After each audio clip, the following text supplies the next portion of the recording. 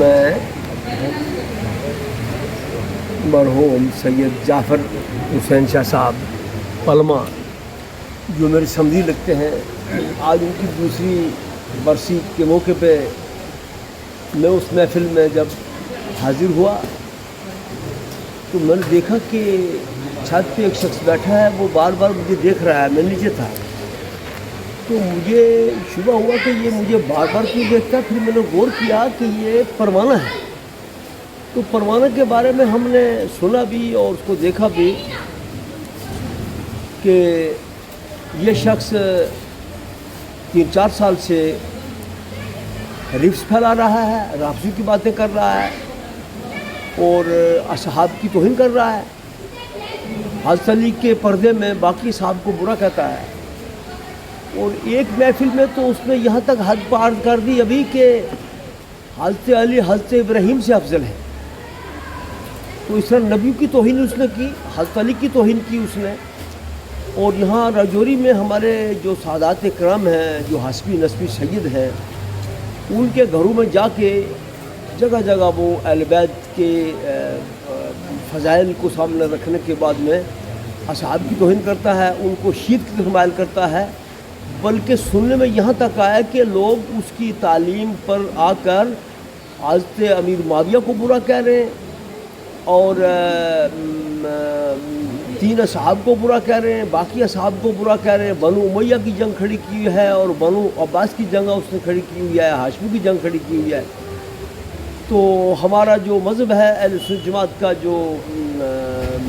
امام ابو حنیفہ کا مذہب ہے، امام شافعی کا، غوث پاک کا، اعلیٰ حضرت ہے، اور جو محدثین اور محققین اور مفتیان کرام، فقہاء کرام کا جو مذہب ہے اہل سنت جماعت کا، جس میں مذہب کے ہوں یا روحانی 4 سلسلے جو ہیں، ان کے مطابق ہمارے ہاں اصحاب جتنے بھی ہیں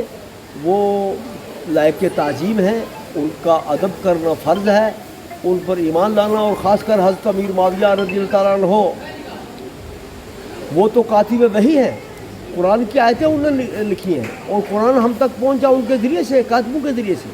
ایسے صحابی کی گستاخی کرنے والا کافر ہے۔ تو یہ شخص اس محفل میں ہے، اور میں نے پڑھا کہ جس محفل میں گستاخ اصحاب کا ہو اور نبیوں کا ہو، اس میں رحمتیں نازل نہیں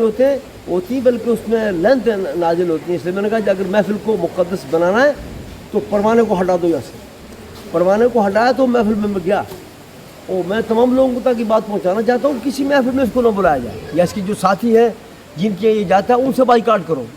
جو صحاب کا گستاخ ہو اس سے بائیکاٹ کرو اور اہل سنت جماعت کے مطابق رہو۔ میں بس یہ آخری اپنی بات کو کہنا چاہتا ہوں۔ شکریہ حضرت آپ کا کہ آپ نے ہمیں ہماری رہنمائی کی۔ رب کائنات ہم سب کو اہدنا الصراط المستقیم گامزن فرمائے۔ والسلام علیکم۔ آپ جو الفاظ اب اس کے سامنے آئے ہیں اور میری شریعت میں آئے ہیں، میں تو کہتا ہوں کہ اس سے سلام کرنا بھی گناہ ہے اور اس سے ہاتھ ملانا بھی گناہ ہے۔ جیسے انسان کا جو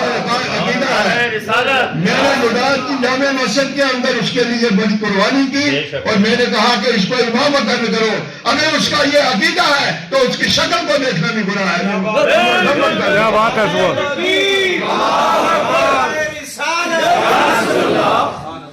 آپ دعا کریں اس لیے کہ ٹائم کا ذرا زیادہ ہو گیا ہے۔